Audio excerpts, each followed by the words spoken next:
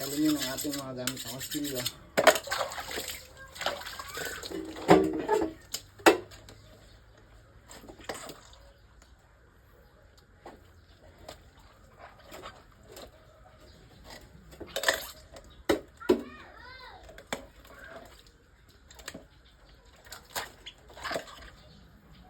Ganyan. Tulak para lumabas. Tapos sikwatin nyo lang. Pag nasikwat nyo na, kailangan medyo may pwersa to guys. Kasi medyo makunat yan. Sa may bandang hasa niya.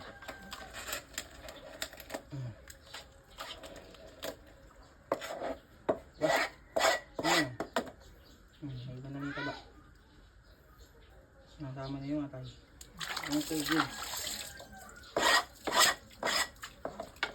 Iwa.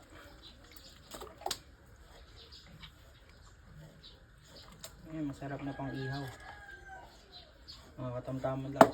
Kinukuha ko pala. So sobra siya sa kalahating kilo.